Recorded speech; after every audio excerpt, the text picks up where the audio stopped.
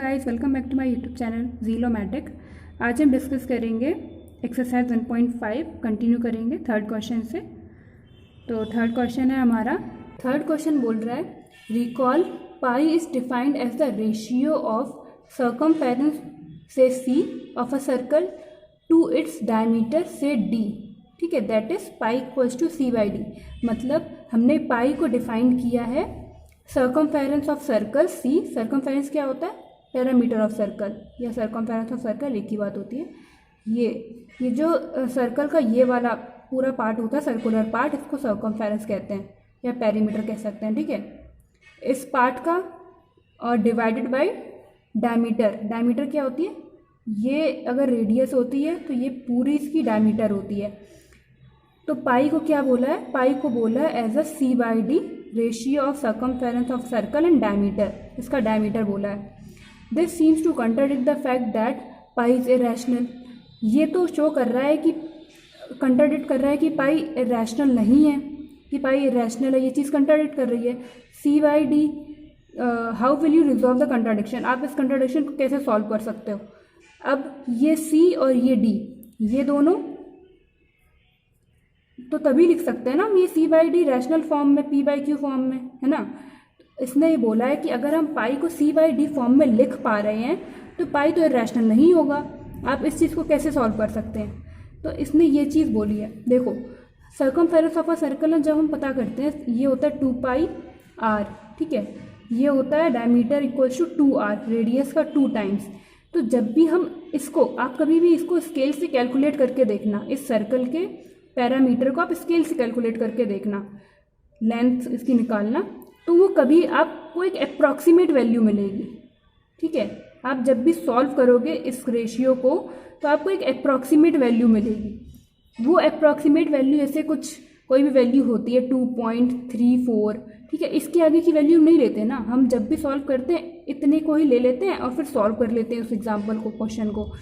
जब हम पूरी वैल्यू लेंगे तभी तो पता चलेगा कि वो रैशनल है कि इरेशनल है। रैशनल इरेशनल मतलब टर्मिनेटिंग या रिपीटिंग है या नहीं है। इरेशनल क्या होता है? Non terminating, non repeating. और रैशनल क्या होता है? टर्मिनेटिंग, या तो टर्मिनेटिंग हो जाएगा या नॉन टर्मिनेटिंग बट रिपीटिंग हो जाएगा। जब हम अप्रॉक्सीमेट वैल्यू ले लेते हैं तो हमें पता ही नहीं चलता कि वो रैशनल है कि इरेशनल। तो जब भी हम इसकी पूरी वैल्यू लेंगे तब हमें पता चल जाएगा कि ये रैशनल है कि इरेशनल। तो या फिर यहाँ पर क्या होगा? या तो C इरेशनल होगा या D इरेशनल होगा। अभी हमने एक ऊपरी चीज़ की है कि अगर √2/2 लिखा है मतलब इरेशनल बाई रैशनल फॉर्म लिखी है या रैशनल बाई इरेशनल फॉर्म लिखी है, दोनों का आंसर ही आता है इरेशनल।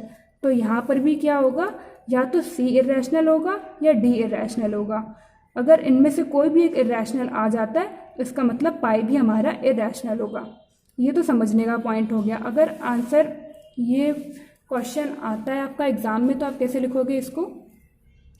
इसका सॉल्यूशन आप लिख लोगे, there is no contradiction, there is no contradiction. क्यों? बिकॉज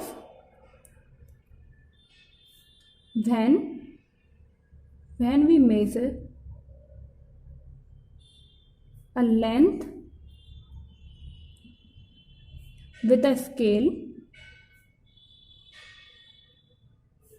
ठीक है, with a scale or any other device or any device,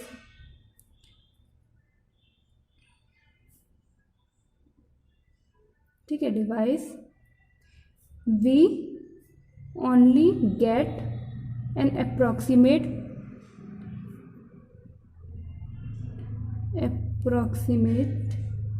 rational value. ठीक है, सो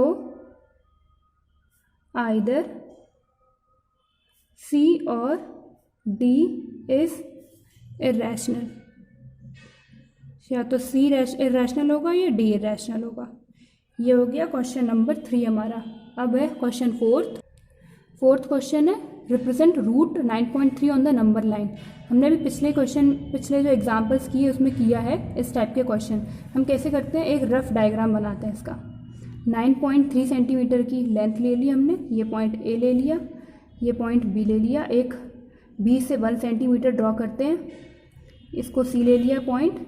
अब इसका मिड पॉइंट निकालते हैं ए और सी का, सपोज ये रहा है मिड पॉइंट।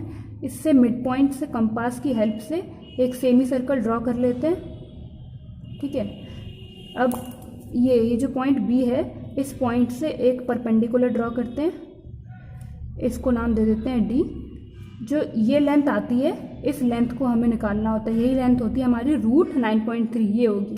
अब कैसे होगी, अब इसको हम पाइथागोरस से सॉल्व करते हैं। अब सबसे पहले जब हम मिड पॉइंट निकालेंगे, ये पूरी हमें लेंथ क्या गिवन है, पूरी AC लेंथ क्या गिवन है, 9.3 प्लस 1, पूरी प्लस कर लेंगे तो ये आ जाएगा 10.3। रेडियस निकालेंगे इसका, मिड पॉइंट निकालेंगे तो मिड पॉइंट आ जाएगा 10.3/2, ठीक है। ये किस किस का इक्वल होगा, OA, OC और ये रेडियस OD, ये तीनों इक्वल हो जाएंगी 10.3/2 के, ठीक है। अब हमें BD पता करना है, तो पाइथागोरस थ्योरम से सबसे पहले हम ये पाइथागोरस थ्योरम से निकालेंगे। BD पता करने के लिए हमें OD पता होना चाहिए और OB पता होना चाहिए। अब OD तो हमें पता है 10.3/2 है, OB नहीं पता, चलो OB निकाल लेते हैं। OB निकालेंगे, कैसे निकलेगा, इस लेंथ में से, AB लेंथ में से हमारी OA माइनस OD 10.3/2 आ गई थी, हमें OB निकालना था। OB निकाला हमने AB माइनस OA से, AB है 9.3, OA है 10.3/2, इसको सॉल्व किया, हमारे पास आएगा 8.3/2। अब हमें इस ट्रायंगल को लेना है, ये 90 डिग्री एंगल है, तो पाइथागोरस थ्योरम यहाँ आराम से लग जाएगी। तो ये OD का स्क्वायर इक्वल्स टू OB का स्क्वायर प्लस BD का स्क्वायर, ठीक है। BD निकालनी है तो BD का square equals to OD square minus OB square. OD है हमारे पास 10.3/2 होल स्क्वायर, OB हमने यहाँ से निकाली थी, तो ये आ गया 8.3/2 होल स्क्वायर। इसको सॉल्व करेंगे तो आ जाएगा 9.3, BD का स्क्वायर आ गया था 9.3, तो BD आ गया √9.3। ये हो गया इसका आंसर, ये हो जाएगा √9.3। क्वेश्चन नंबर 5 क्या है, rationalise the denominator of the following. हमें डिनोमिनेटर को रैशनलाइज करना है। फर्स्ट है हमारा 1/√7। रैशनलाइज करना होता है तो हम उसी नंबर से रैशनलाइज कर देते हैं, सेम नंबर से ऊपर नीचे। √7 और √7, ये आ जाएगा √7 upon √7 square which is equals to √7 upon 7, ठीक है। सेकेंड पार्ट है हमारा 1/√7 माइनस √6। इसको रैशनलाइज करेंगे तो आइडेंटिटी लगेगी हमारी, इसी नंबर से रैशनलाइज करेंगे। सबसे पहले √7 प्लस √6, ठीक है, अपॉन √7 प्लस √6, ये हो जाएगा √7 प्लस √6।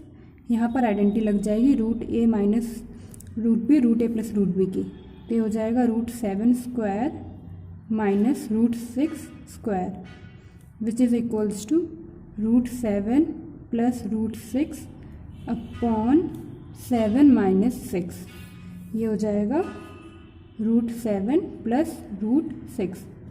ये डिनोमिनेटर पार्ट 1 बच जाएगा, ठीक है। बढ़ते हैं, अगला है हमारा 1/√5 प्लस √2।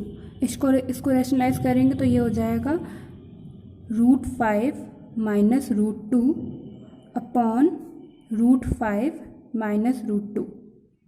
इसमें भी सेम आइडेंटिटी लग जाएगी, ये आ जाएगा √5 minus √2 upon √5 square minus √2 square which is equals to √5 minus √2 upon 5 minus 2, ठीक है। ये हो गया √5 माइनस √2 अपॉन 3, ये रहा इसका आंसर। फोर्थ है हमारा 1/√7 माइनस 2, ठीक है। इसको रैशनलाइज करेंगे, क्या आ जाएगा, multiply √7 plus 2 upon √7 plus 2 which is equals to √7 plus 2 upon √7 square minus 2 square which is equals to √7 plus 2 upon 7 minus 4। आ गया इसका आंसर √7 प्लस 2 अपॉन 3। ठीक है, सेक्शन 1.5 एक्सरसाइज 1.5 यहाँ ख़त्म हो गई। अब हमारी अगली एक्सरसाइज है अगला सेक्शन है laws of exponents for real numbers. ये आपने प्रीवियस क्लासेस में पढ़ा भी होगा आपने कि अगर हमारे पास 17 की पावर 2 इंटू 17 की पावर 5 गिवन है तो उसका आंसर क्या होगा। ठीक है, उसका आंसर होगा 17 की पावर 7। सेकेंड अगर गिवन है 5 की पावर 2 होल पावर 7 तो ये हो जाता है 5 की पावर 14। थर्ड वन अगर गिवन है 23 की पावर 10 अपॉन 23 की पावर 7 ये हो जाता है 23 की पावर 3। फोर्थ है 7 की पावर 3 9 की पावर ये हो जाएगा 63 की पावर 3। इसकी आइडेंटिटीज़ ये किससे आया है, ये कुछ लॉज है, लॉज ऑफ एक्सपोनेंट, उनकी आइडेंटिटी से आया है। क्या है लॉज, मैं एक बार फिर से लिख देती हूँ। फर्स्ट है फर्स्ट वाली ये कैसे किया है हमने, ये किया है a की पावर m a की power n which is equals to a की power m plus n। a को क्या कहते हैं हम, a को कहते हैं बेस। ठीक है, m कॉमा n क्या है हमारी, ये है पावर्स, और ये तीनों ही a और m और n क्या है, नेचुरल नंबर्स। ठीक है, हमने जो प्रीवियस क्लास में पढ़ा है वो यही पढ़ा है कि a और m n क्या है, नेचुरल नंबर। यहाँ पर हम थोड़ा उसको एक्सटेंड करेंगे, नेचुरल नंबर से रैशनल नंबर पर आएंगे। ठीक है, तो अगर बेस सेम है, a और a सेम है, पावर डिफरेंट है, तो क्या वो बन जाता है, बेस सेम रहता है, उसकी पावर ऐड हो जाती है। 17 और 17 सेम था, 17 सेम रहा, उसकी पावर ऐड हो गई, 5 और 2 7। ठीक है, सेकेंड है a की पावर m होल n। ठीक है, जब बेस एक ही हो उसकी पावर डिफरेंट हो तो बेस सेम रहता है, उसकी पावर जो होती है वो मल्टीप्लाई हो जाती है, तो ये हो जाएगा mn। ठीक, थर्ड है a की पावर m अपॉन a की पावर n। ये क्या होगा, जब बेस सेम होते हैं और पावर डिफरेंट होती है और डिवाइड में होता है तो बेस सेम रहता है और ऊपर वाली पावर से नीचे वाली पावर माइनस हो जाती है।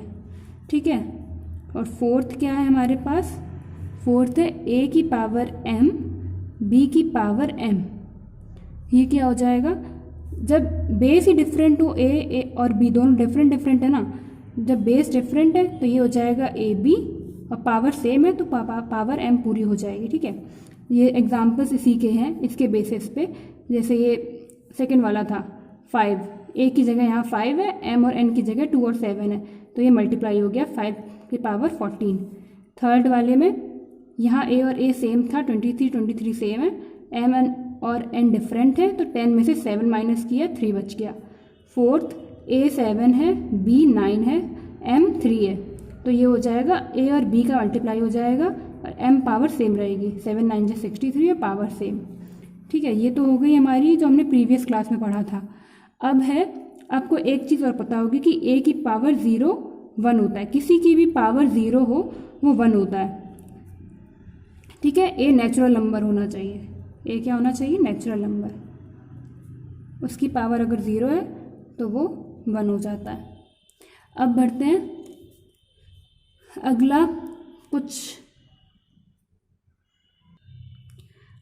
कुछ नेगेटिव पावर्स की तरफ। अगर हमें गिवन है a की पावर n तो वो किसके इक्वल होगा, वो होगा a की पावर माइनस n के इक्वल हो जाएगा। ठीक है, जैसे हमने ऊपर यहाँ देखा था a की पावर m a की पावर n। सपोज करो यहाँ ये जो a है ये 1 बन गया। ठीक है, 1 की पावर m क्या होगा, 1 ही होगा, सिंपल। और नीचे a की पावर n क्या हो जाता है, ये जाके माइनस n बन जाता है। जब m 1 था हमारे पास, m 0 था, ठीक है, हमने 0 रख दिया।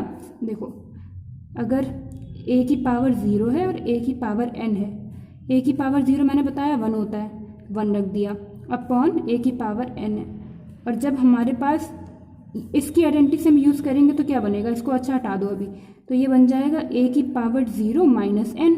a की पावर 0 तो कुछ नहीं है, मतलब a की पावर माइनस n। तो ये चीज़ यहीं से आई है।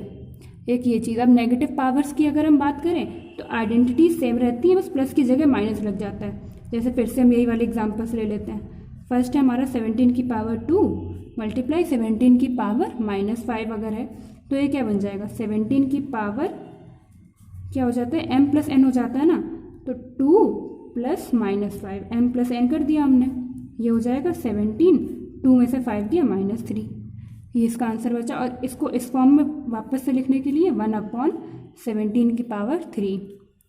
सेकेंड है 5 की पावर 2 होल पावर -7, ये हो जाता है a की पावर mn है तो a की पावर mn हो जाएगा, तो 5 की पावर 2 और -7 विच इज़ इक्वल्स टू 5 की पावर -14।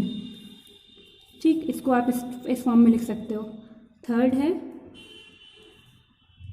23 की पावर -10 अपॉन 23 की पावर 7, ये हो जाएगा 23 तो सेम रहा, अब ये m माइनस n करना है ना सिर्फ, तो m जो सेम था वही बना रहा है, n क्या हो गया -7, ये हो गया 23 की पावर -17। ठीक, और फोर्थ क्या है हमारे पास लास्ट, एक मिनट, फोर्थ है हमारे पास 7 की पावर -3 9 की पावर -3, तो ये ए बी मल्टीप्लाई हो जाएंगे, 7 × 9 पावर -3, 7 9 = 63 पावर -3। तो नेगेटिव में होता है बस कुछ चेंजेस नहीं आते, बस माइनस लग जाता है साइन।